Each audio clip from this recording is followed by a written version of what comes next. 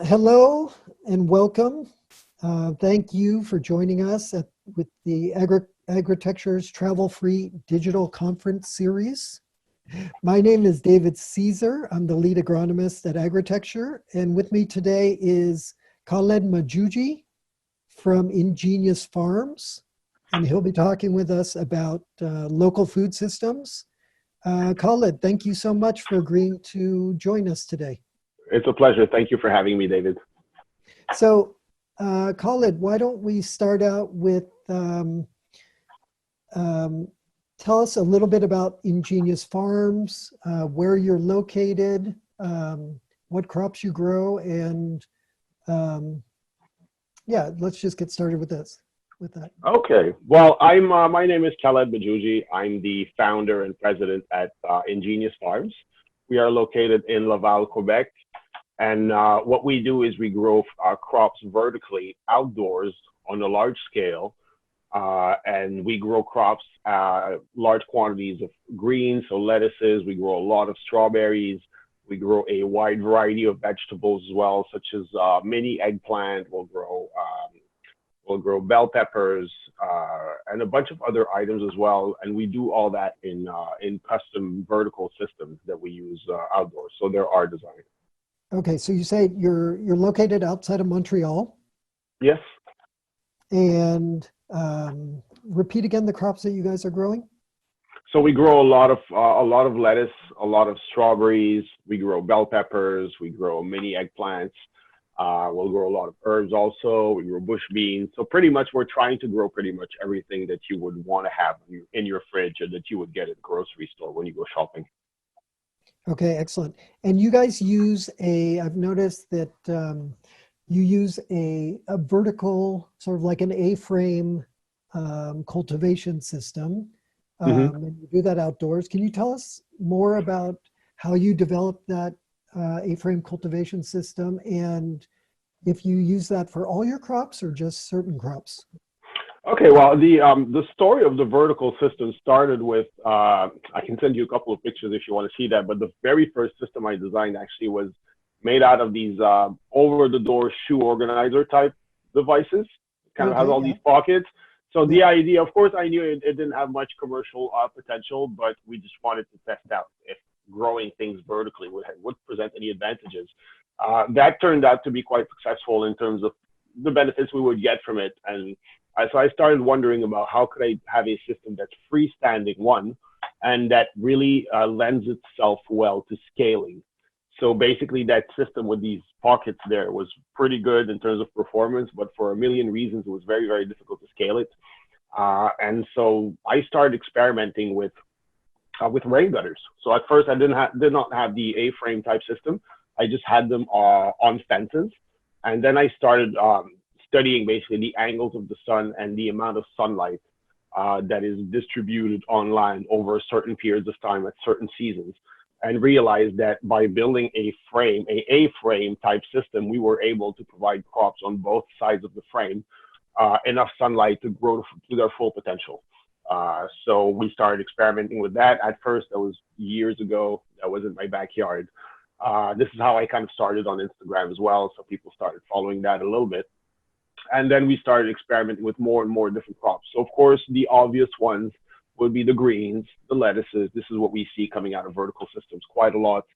And I wanted to have a lot more variety than this. I kind of wanted to break outside the mold of let's just grow greens and more greens. So I started playing around with strawberries, and we did bell peppers, played around with different varieties of eggplant. So we figured one out that was suitable. And we started expanding from there. All these crops that I'm telling you about there are grown in that vertical system, even the eggplant, even the bell peppers. I can send you a photo of the bell peppers if you want. It's quite fun. It's quite interesting to watch. And that's it. So started going there and gaining more experience, and all these things that people will tell me because there's not enough soil, because there's not enough room, because it's for all the reasons that people thought it wouldn't work. We kept trying, and then we just found out that a lot more things work than what common knowledge would have thought. So and being an agronomist yourself, you probably already know plants are extremely adaptable. So that's it. So we started expanding that selection, and the objective being to make it a full grocery basket. Now I understand we're not going to have papayas or mangoes in there, but Mhm. whatever you could grow locally. And so that started working out really well. All along, I realized that there's a lot less labor, a lot less work because you don't have any slugs going on there. There's a lot less opportunistic pests that are going to attack these systems or these crops in these systems. And that allows us to basically get our costs of production super low. I mean, as you probably know yourself, the labor is a big issue. It's a big variable in agriculture. So people here in North America, I'm in Canada, you guys are in the US, but it's the same. The younger crowd don't want to get involved because of all the reasons we know. So we thought that if we can make this so much more productive for the effort that's spent or supplied, then it has potential basically to become something else. That's awesome. I actually, I used to operate a farm, an urban farm here in the San Francisco Bay Area, Mm-hmm. and I also cultivated in rain gutters. So I cultivated microgreens and cultivated herbs in rain gutters. Some things I did try to do some crops which weren't successful in rain gutters, like some sort of like dwarf tomatoes and things like that, which I wasn't able to pull off. Maybe because of the lack of root space or just maybe for other reasons. But yeah, I loved using growing in rain gutters just because it was sort of like a nice growing unit that could be Mm-hmm. easily replicated, right? And it's easy to measure, exactly what your yield is per gutter. Um, and so it was a nice unit to work with for sure. Well, I mean, yeah, it gives you this metric of that 10-foot gutter is 1 unit. That's really cool in terms of quantifying things. Because as you know, I mean, yield or productivity has to be weighed. We sell weight. So basically, people who tell you, yeah, I've grown a lot, I mean, you need to quantify what a lot is in order to see whether, you're making progress or not. So we thought that was really cool for that. And also as you probably experienced yourself, there are challenges in the rain gutters, but there are so many benefits that kind of outweigh the challenges that you face there. So those bell peppers I was telling you about, not every variety will do great. So you have to really pick your varieties and your cultivars. But yeah, it really has a different, it gives you different aspects of growing that you're not going to experience on the ground. But all of these can be mastered also through technology to an extent or through automation to an extent. So once you put that aside, you can just basically focus on reaping the benefits. Yeah. So from what I understand about your farm, and I've read about your farm in the past and heard you on other podcasts and webinars. So it's exciting, very exciting for Oh, me to cool. speak to you in person. Um, Cool. Thank you so much. so I know that your farm is outdoors. It's sort of low tech, right? Absolutely. Yes. And you're focusing on using low tech to be able to um, reduce the cost of production and still and deliver fresh fruits and vegetables to the local population at a reasonable price, right? While still being able to make a profit and survive as a farmer. That's Um, correct. can you tell us a little bit more about your business model, since it seems to be, most urban farms do focus on higher end crops, higher quality, and a higher price, higher retail price. Um, and so I'd love to learn more about kind of your business model, which seems very different from most other urban farmers. It is, and I appreciate that you're pointing that out because one of the reasons why all these headaches, basically all these migraines, and developing new technology, however low tech it may be, has that as an objective in the end. Is because we kind of we start from the end, we go backwards. So we start with the consumer. So we look at what the consumer wants, what is the consumer getting, and then where's the disconnect between what they want and they're getting? What are the reasons for that, David? We kind of wonder. I mean, I am a consumer, you're a consumer yourself. You being an agronomist, me being a farmer, I think we both understand the importance of quality food, but yet I don't buy everything organic still, despite the fact that I understand it. So we figured that because it's just so expensive, it's very, very difficult to have access to it, even though it's next door. I mean, you got to be able to afford it, right? Yeah. So although most urban farmers do focus on a higher price and then kind of building up that perceived value in order to justify that price, we think that we strongly believe that organic food or organically grown food is going to become the mainstream. And if it's not happening, we are working on making it happening. So basically, we think it's a question of one, national security.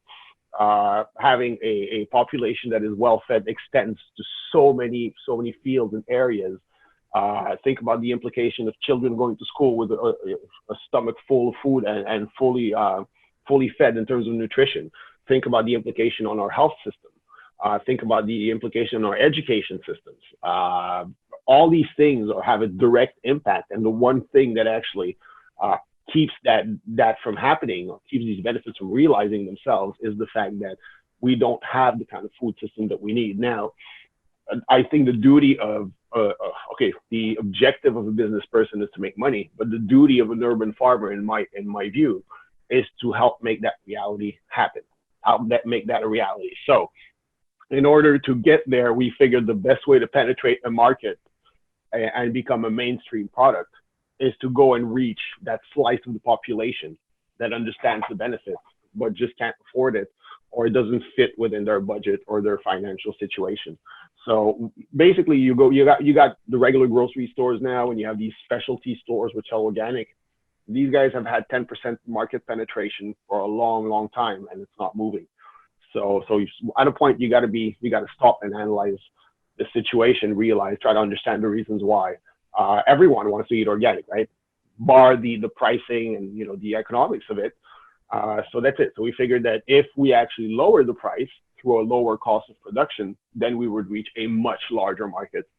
So that was the idea behind it. So maybe most farms, in their views, it's very difficult to produce volume, so you might as well value what you have as much as possible. And I understand that, but our focus was not there. Our focus is really producing large amounts, large volumes with as little work as possible, and directly passing the savings on to the client. Doing that, we think, makes us competitive with imports, with chemically grown, and our stated objective is to bring the prices of conventional and organic at parity. Awesome. And your consumers come to you at your farm, is that correct? Yeah, they come to us. So we kind of joke around with them that we're not specialists in transportation and we're not specialists in packaging, but we are specialists in crop farming. So you can do your specialty and meet me where I start mine. So at that point, yeah, they come there. That gives us the maximum amount of resources that allows us to maximize what we have on the farm. So we basically, we're good at farming. We're good at finding creative solutions. We're good at pumping out lots of volumes at really low prices. We're going to focus on that. And the clients really appreciate it. They come on the farm. Of course, for them, it's a bit of an activity with the kids. They bring their elderly parents who can also pick in the rain gutters, kind of side benefit. We didn't design it for that, but it kind of works for that as well. So people also learn about food, how it grows, and horticulture, and kind of it brings a little bit of extra awareness. But basically, yeah, the main component is they come to us, we'll set them free in the rows. And it kind of has this feel of an open air grocery store or supermarket. So you go through the rows, pick what you like, and then once you're done, you can come see us at that sales tent or at that sales location at the front there, at the entrance of the farm. We'll just weigh that. We'll give you a price, crack a couple of jokes, and you're on your way. So that's pretty much our model there. Okay, that's awesome. So, you're a farmer, but you're also you're sort of creating a movement. It seems like a new kind of local food movement.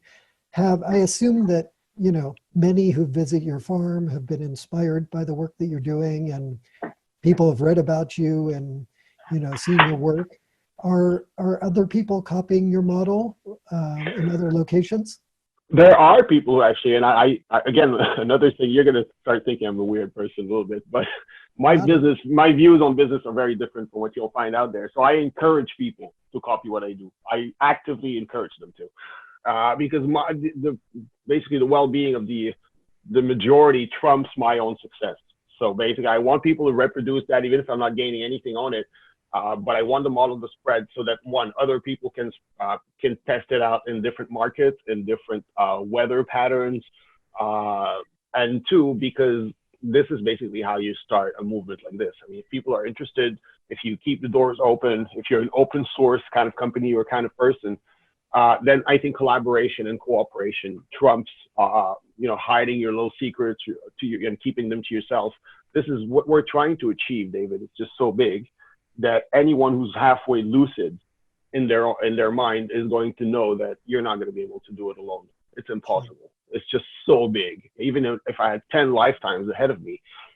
So mobilizing other people who have an interest in this, as you know, I mean, you guys are with agritecture, you know that there's strong interest from the younger population in farming, right?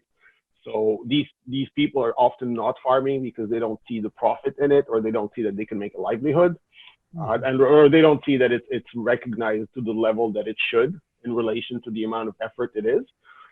So we're trying to give them a way to kind of tell themselves, look, this is profitable, this is cool. Okay, it's not just profitable, this is cool, actually. This is a new model that kind of completely flips the variables on their heads, where everybody sort of wins. And so I take the leadership role of kind of inspiring people there. But there's Gerardo, who was one of my interns on the first year on the farm. He now has Yermis Veg in Ontario. There was Pierre-Luc, actually was one of my interns as well. He has a farm in Quebec City now. There was Sarah, who was from India. She's probably going to be listening in on this, so because she told me she wanted to tune in, but she's actually in India, in Mumbai. And she came for an internship with us 2 years ago. Now she's setting up her own vertical farm there. And a bunch of other people that I did not train directly, but they do communicate on Instagram. So yeah, a lot of people are interested in that. And we think that just consolidating the teaching, making it a bit more, putting more meat around the bone, so to speak, would kind of, I mean, we see the potential and the desirability of this. So we figured doing a better version of that would work even better. Gotcha. And I know you said that you farm 7 months out of the year because it gets quite cold in Canada. How come you haven't opted to set up a greenhouse and do some winter-based production in a greenhouse there? Okay, that's a really good question, actually. We are going there, but like any new technology or new model, I think it's best to, if one wants to succeed or put the chances on their side as much as possible, because there is zero confirmation of anything. I think it's best to take it one step at a time. So the way we deploy our resources is we'll put them in what has the stronger chances of giving a positive return on investment, basically being successful, for the lowest amount of money possible. So we'll start with that, and then we'll work our way from there to different initiatives. So for example, this vertical model works very well outdoors when you've got high light levels in the summer. But what happens when you actually put it in the greenhouse, where light levels fall down to 10 or 15% of summer levels in the winter? So we had to adapt that. So we have a model that we're working on for greenhouse. It's a vertical model. Once that's tested on a smaller scale, we'll deploy larger greenhouses with that, which will allow us to go year round into local production. But again, I mean, as an entrepreneur, I do get excited sometimes about new ideas. And the success really is in the discipline. Is really in the discipline. So taking things one step at a time and deploying no larger than needed to achieve the testing that we need done, for example, is the way to go. So I kind of battle myself with that too, but ultimately we'd rather win the war than win the battle. So I kind of kind of stay a little calmer than I want to, and so that's how we develop there. But definitely, production year round is the only blame that we get from our clients is that we're not there all year round. Gotcha. So at that point, once you've created the demand and the name is made a little bit, it's easier to justify winter production with the costs. It's easier for us to get guarantees that we're going to sell everything, and so on and so forth. So, yeah. Now, of course, we're doing this digital series because of the unfortunate, events around the coronavirus and COVID-19. So first of all, I'm just hoping that you and your family and, your colleagues at your farm are all safe and healthy during this time. Thank you. And secondly, how do you think, what effect do you feel the coronavirus will have on agriculture? How do you see it affecting, just agriculture in general, or specifically your business? What Well, I think it has a general implication on agriculture. We live in a world that functions well because we're all connected. So as long as we're all connected, as long as this globalization effect kind of stays and we can exchange goods and trade and people can freely move, it works to an extent. I mean, it has its problems, the pesticides and all this, the GMOs, but at least the goods move. So these problems can be worked on while trade is uninterrupted. However, in situations like this, I think it made us all realize the fragility of our food systems, or our different systems, actually, even our healthcare systems. Sure. And I think it makes us realize that we need to kind of take control of these processes a little bit more. If you remember, in 2008, there was this drought around the world, and then there were food shortages. And if you remember, the United States tried to purchase, I think it was wheat or some kind of cereal, or basically some kind of food crop from Africa, and they refused to sell it. And so the United States just offered more money for it, and they still refused. And that was the first time that we realized that money will not necessarily save you every time. You can't eat it. Mm-hmm. So we basically count on the fact that we're sitting on a pile of money which we can exchange for whatever we need at any time. Situations like COVID-19, where borders are sealed, where uncertainty is everywhere. Now you've seen people hoarding. Well, in this case, it was toilet paper. Could be food next time. But it creates a situation where we realize the system is not solid enough to support the demand of the entire population in any given field at one time. Now, any country who produces food right now, for example, and is hit by COVID-19 because it's a global pandemic, if they were short, they wouldn't send it here anymore, or they wouldn't send it to the United States. So, and looking at all these angles there that we thought we took for granted, kind of tells us maybe local food systems would be a bit more resilient to this. Maybe we could close our borders and still get food. Maybe we could control the prices also, because beyond the fact that whether there is food or not, between the time where you got plenty of food and you got no food, you're going to have the wildest speculations in between on prices as long as stuff is available. So it's kind of giving our national security in the hands of somebody else, or putting them in the hands of someone else. The reason why globalizing has worked so well, has spread so much, is because it kind of makes everything more efficient, especially in terms of economics. So basically the only barrier between local food and what we have now is price. It's just cost of production. So if we did not have this barrier, then we could produce here and not only have the benefit of having a more secure system and more resilient, but we would also have a propped up economy, because it's money. I mean, farming is money. If it's done in a profitable way, it creates jobs, it creates investment, it creates local dollars that circulate around. So all of this, of course, is only valid if you can make it more competitive, or at least as competitive as another product coming from abroad. So this is kind of where we step in with low tech, high ROI type technology, where we say, you know what, this lettuce that you got from Mexico, and we do it. I mean, it's real. It's not on paper, or it's not a model that we're projecting to use. We've done it again and again. We'll go to the grocery stores if we want to, and we'll tell them we'll sell it to you at the same price as conventional. And by doing that, it kind of makes the conventional option obsolete. So we would pull out that little book at the grocery store where they have all the terminal market prices. Yep. And so we would go to the lettuce. Okay, so 24 count is $16. Well, that's my price, $16. That's it.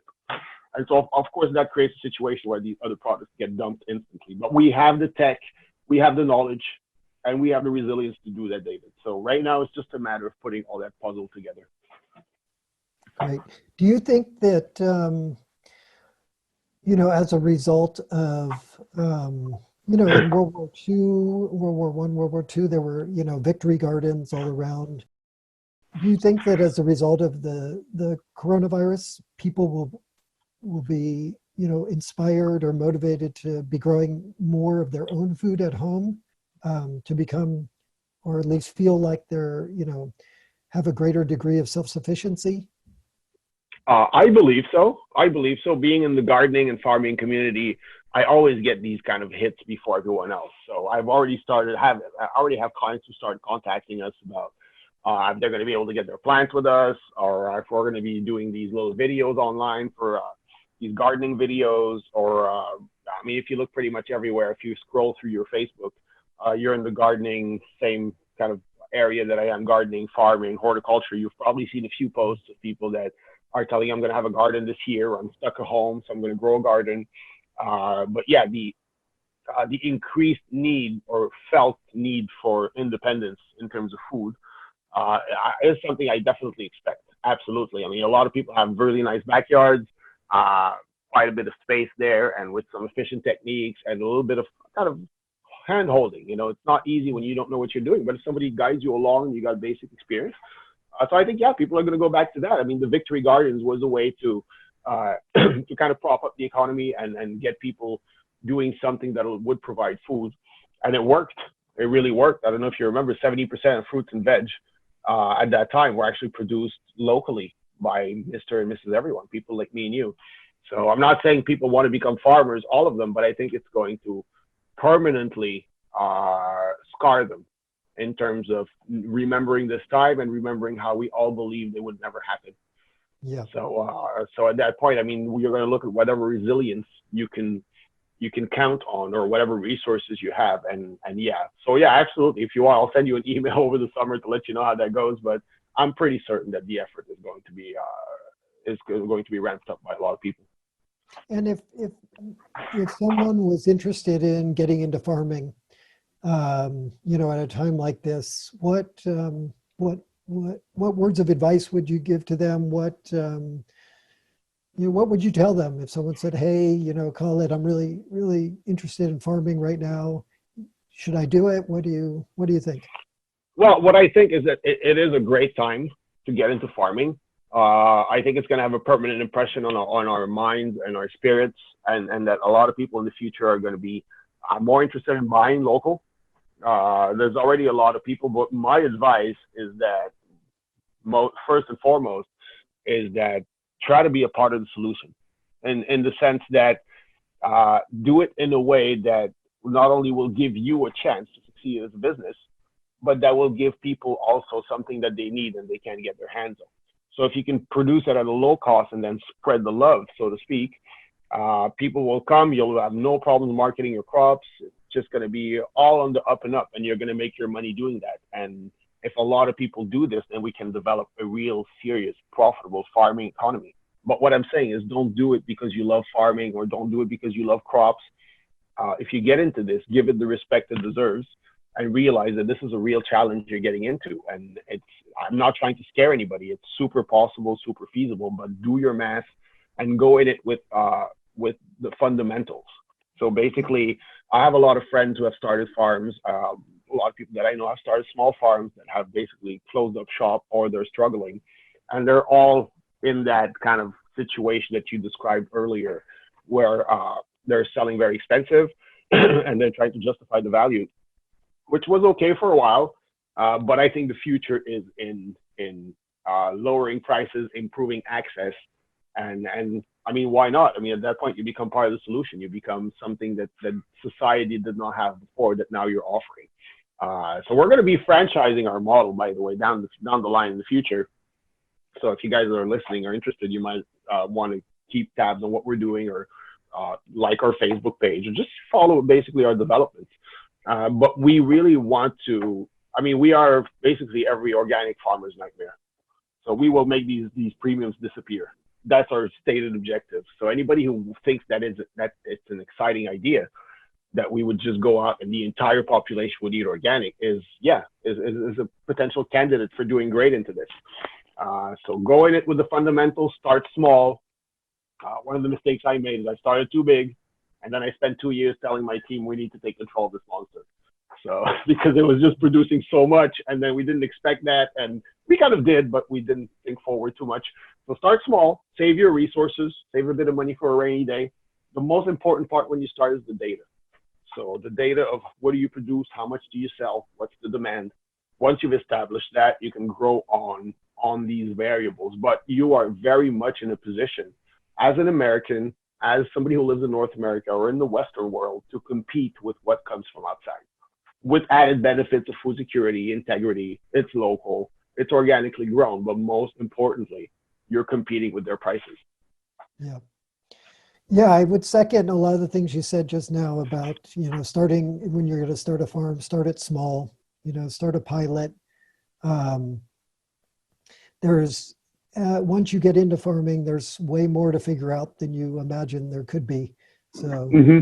like, oh, it's going to be easy, just, but then as soon as you start, trying to track the data of everything you're doing and think about all the potential variables, and it can become overwhelming. So being one thing for me that was really important was to try and be as organized as possible, um, both with data and just with all the different things I was trying to grow, and different experiments and trials I was doing, just being as organized as possible.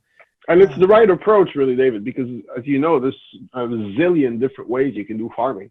I mean, farming exactly. is such a general term. It sounds specific until you get into it, like you said. And there's a million details, and one door opens two doors, and two doors open four, and then 16. And then, so if you're not organized in your thinking and your work, you're rapidly going to dilute your energy in places that don't bring any results, basically. So, yeah, being organized is of the utmost importance. Yeah. So, Khaled, tell us, or tell the listeners, how can they find out more information about you and your farm? Where can they find you on social media? All those things. Absolutely, David. So on social media, you guys can find me on Instagram at instagram.com/the plant charmer. I'm not very busy posting during the winter because there's nothing much to post there. I'm reactivating my social media channels this week because it's spring. So I'm going to be posting a lot of videos this year, a lot of content. And that is all based on all the commercial experience I have at that point as well. So it's going to be quite interesting. And I'm going to be approaching it from a perspective that, yeah, it's for you to grow in your backyard, but I'm going to include some elements where you could easily see yourself scaling in a very simple way and doing a little bit of sales left and right if you want to experiment with that. So on social media, I'm there. On my YouTube as well, which is going to start having new videos next week, youtube.com/the plant charmer. Uh, there's also an article that one of my collaborators wrote this week.